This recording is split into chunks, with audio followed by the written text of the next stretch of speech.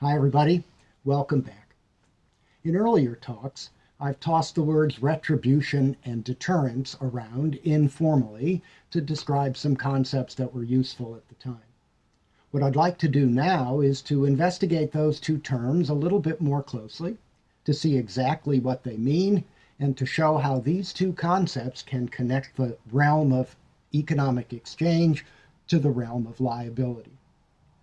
Economists are not used to using words like retribution and deterrence. They're not part of the typical economist vocabulary. The words come from the domain of moral philosophy and criminal law, and retribution and deterrence are the first two of the four traditional moral justifications for criminal punishment. These four justifications are retribution and deterrence. These were for a long time the only moral justifications for punishment, but I think the harshness of the implications of retribution and deterrence when seen in the context of punishment has been softened a little bit in our century, and we felt that criminal punishment also has aspects of rehabilitation to it and an aspect of incapacitation, of isolating dangerous offenders from the rest of society and thereby protecting us from them. But retribution and deterrence remain the two principal justifications for the imposition of criminal punishment, and most legal scholars, most moral philosophers understand retribution and deterrence to be rather different things, indeed objectives of a criminal justice system that might at times even be at odds with one another.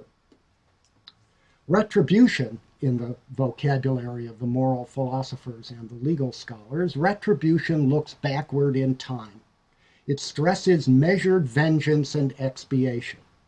Offenders owe their victims compensation for their wrongs, that's the vengeance part, and they pay this debt through suffering of their own, that's the expiation part, but vengeance and expiation in this sense are simply different ways to express the same idea.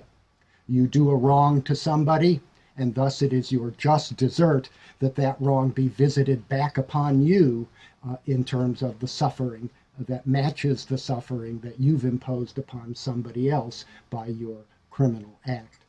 Our ordinary language about criminal justice sometimes suggests this notion of retribution when we say that criminals have to pay a debt to their society for their crime, or when we say of potential criminals that if they want to do the crime, they have to do the time. So that crime and punishment are linked in this way as a kind of compensation. Deterrence, on the other hand, looks forward in time and stresses the efficient reduction of crime, and in this it obviously looks backward to Jeremy Bentham. Offenders are punished under the theory of deterrence only as much as is necessary to effectively deter them and others from committing crimes in the future. In this view, punishment is a pure bad. As Bentham put it, punishment is absolutely nothing but evil, and therefore there ought to be as little of it in the world as possible. And so, for the advocates of deterrence, the principal role of criminal punishment is to provide the minimum punishment necessary in every crime to deter both that individual from committing that crime again, and by example, to send a message to other potential criminals to show what will happen to them if they commit the crime in the future.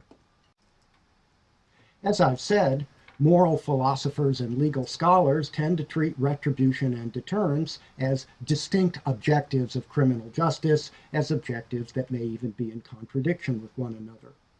But seen from an economic perspective, retribution and deterrence are very closely related to one another. Indeed, they're two sides of the same coin represented by the notion of prices. Like competitive prices, liability prices serve both to compensate the bearers of external cost for the costs that they've already borne. And in that sense, liability prices look backward and are a form of retribution. But at the same time, they serve to inform potential seizers of entitlements, potential purchasers of those entitlements through the liability system, what they will have to pay in order to impose these costs into the future. And so, as a result of this, we can say that liability systems, as I said very early in the course, are not like economic systems, they are economic systems. Indeed, the system of competitive free exchange is a way to organize transactions in a certain transactional environment where the costs of bargaining are very low. Where the costs of bargaining are low, as we've seen, property rules are sufficient to protect entitlements, and free exchange allocates resources, and indeed all property rights, to their highest valuing owners. In this view, liability systems try to perform much the same set of tasks, but in a different economic environment. Where free exchange works in an environment of low transactions cost, it doesn't work in an environment of high transactions cost, and if efficient exchange is to be facilitated in a regime of high transactions costs, then a liability rule system is the only way to go. And in this sense, a liability rule system is a system of exchange that operates in an environment of high transactions cost, where the ordinary system of free exchange operates in an environment of low transactions cost. Let's take a closer look at the operation of competitive prices and see what it means to say that they are simultaneously instruments of retribution and deterrence. In the discussion, we'll start with a qualification, as we frequently do, and we'll assume that competitive exchange is working perfectly. That is, every single one of the many buyers and many sellers of the identical goods in question are all perfectly informed about their own preferences, about the prices of the goods that they will be trading for, about how much income they have to spend on goods, and so on, and all transactions costs are zero. Here, the two key aspects of the assumption are the homogeneity or identicality of all the goods that are being traded, and the level of transactions costs low enough to enable all mutually beneficial exchanges to take place. And we'll call these conditions the conditions of perfect competitive exchange. If exchange works perfectly, and here's a key proposition, the price of every good would be driven by competition down to an equilibrium value, that is a value on which there is no pressure to rise or fall, that represents the smallest possible sum of all the costs that have had to be borne in order to produce that good. Because goods are homogeneous, every buyer looks at every seller and sees each seller selling exactly the same good. So the only way the buyer has to distinguish between the many sellers of this identical good is the price at which the seller is offering the good. If any seller attempts to offer the good at a price which is higher than the full cost of producing that good, including the payment for risk-taking that we call profits, paid typically at a market rate of exchange, if exchange is working perfectly, the price of every good will be driven down to the value that represents the lowest possible cost of production of that particular good. As I began to say, if any firm tries to sell a good for a price above the cost of producing that good, including the profit that I've described, then competing sellers will undercut that price and drive the price lower. This means that the first seller will have to reduce his price as well, otherwise he won't be able to sell any goods. This process goes on until it can't go on anymore. No seller will sell a good for less than it costs to make that good, at least under ordinary conditions, and so sellers will reduce the price of their goods under the pressure of competition until the price of the good exactly matches the cost of producing that good, where it will stay because it can't fall any lower and firms remain in business and by selling those particular goods. So when the system of competitive exchange has worked perfectly, at the end of the day, when prices have reached their equilibrium value, the output price, the price at which any particular good is being sold, represents the full cost of producing that unit of output and making it available to consumers to purchase in the marketplace. Economists summarize this argument by saying that firms expand their production of goods until the marginal cost of producing the next unit of the good, that is, the full cost of all of the resources that have had to be employed to produce that single unit of output, when that marginal cost is exactly equal to the output price, then the firm is operating at its profit maximizing point, and that's where it will stay. And so, output prices in this sense represent the cost of producing goods, so that the price of any output, a unit of any output, represents the sum of all of the sacrifices that have had to be made by all of the people around the world who have contributed to the production of this good. And the price represents the sum of all of those costs and not a penny more or a penny less under ideal conditions.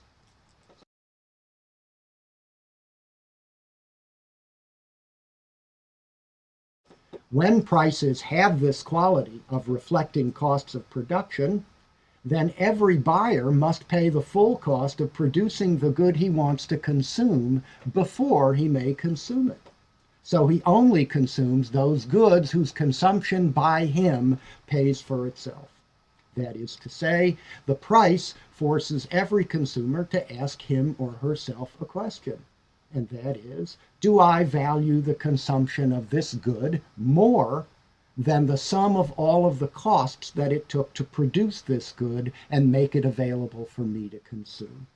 If the answer is yes, the consumer will purchase it and pay the price. If the answer is no, then the requirement that the consumer has to pay the price before he can consume the good will deter him from consuming the good and thus having the costs of production imposed on his or her behalf. This leads to an efficient amount of cost imposition. That is, the only goods that are made, and thus the only costs of production that are incurred, are those goods which pay for themselves, such that the cost of production is smaller than the economic value of that good to some consumer who will purchase it. So in this efficient amount of cost imposition, the total value of all goods to their holders is maximized, just the result that we've seen earlier in the course. And as we've seen, this generally does not deter cost imposition absolutely. Every act of production is an act of cost imposition. You can't make anything without using something else in order to make it. And therefore, again, every act of production imposes costs on the people who have to sacrifice in order to produce that particular good. But the exchange system does not contemplate that no costs will ever be inflicted upon anyone. Instead, it provides a mechanism that allows people to distinguish efficient from inefficient cost imposition, and through the mechanism of competitive prices, it makes people who perform an efficient act of cost imposition compensate those who have borne their costs, and if they decide that the act of cost imposition is not worth it to them in terms of the benefit that they'll receive from consuming, then the requirement that they pay the price will in fact deter them from consuming the good. Let me illustrate all of this with a simple example that is illustrated in the picture by oranges for sale at your local grocery store. The oranges sit out in a bin. Customers come and look at the oranges and decide whether they want to purchase them. As you can see in the picture, oranges cost $1 a piece. And in terms of the conversation that we've just had, we can interpret this $1 purchase price for the orange as follows: that the sum total of all of the costs that have had to be borne by all of the input owners who have contributed inputs to the production of this orange is $1. Laborers have contributed their labor, raw material owners have contributed their raw materials, landowners have contributed their land, transportation owners have contributed their services to move the oranges from the farm to distribution points, and so on. Each of these participants in the production of oranges has had to bear some cost so that the oranges that we see in the picture are made available to consumers at the store. And because we're assuming that the orange market is perfectly competitive, that $1 price tag means that the sum total of all of the costs borne by all of these input owners to produce each of those oranges is $1. And so, as we've said, that $1 price tag confronts our consumer with a question. Do you value your consumption of the orange sufficiently to justify the imposition of the costs of production on all of the people who must bear them to produce the orange? Do you value consumption of this orange more than the $1 that it costs in sum for the orange to be made? If you do, then paying the purchase price will compensate all of these people for the costs that they've borne, give you the orange, and leave you some value left over. But if you don't value the orange more than the sum of the costs of producing it, then the requirement that you pay the purchase price will deter you from purchasing the orange. So as you can see, the price tag suggests two possible courses of action for the consumer. For those who decide that the cost of producing the orange exceeds the value that they will derive from consuming it, two things are true. Obviously, they are not the highest valuing owners of the orange, because the people who have already contributed costs to the production of that orange value the resources that are represented in the orange more than the potential consumer values those resources. And so the owners of the resources taken together are the higher valuing owners of the orange. They're represented by the owner of the store who has purchased the orange from them. So the consumer, if he's not willing to pay the purchase price, is not the highest valuing owner of the orange, and therefore, too, he will be deterred from buying it, and thus from imposing the cost of production on his behalf by the requirement that he pay the price equal to the cost of production. On the other hand, those who decide that the value of the orange to them is greater than the cost of producing it, well, they're the highest valuing owners, or so they claim.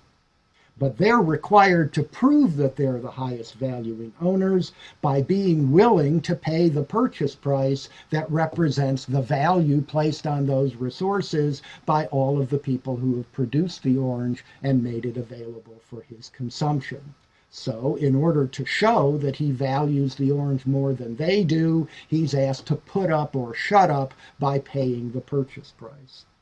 But once he does pay the purchase price, through the exchange system, the value of that purchase price is then distributed to each and every one of the people who have borne costs in the production of this orange in perfect proportion to the cost that each has borne. And thus, payment of that competitive purchase price exacts perfect retribution from the consumer for the costs of production that have been imposed on others on the behalf of the consumer. By paying the purchase price, the consumer repays the cost of production so that those who have borne the cost of production are in this sense made whole by the payment of the purchase price and the reception by them of the compensation that it represents.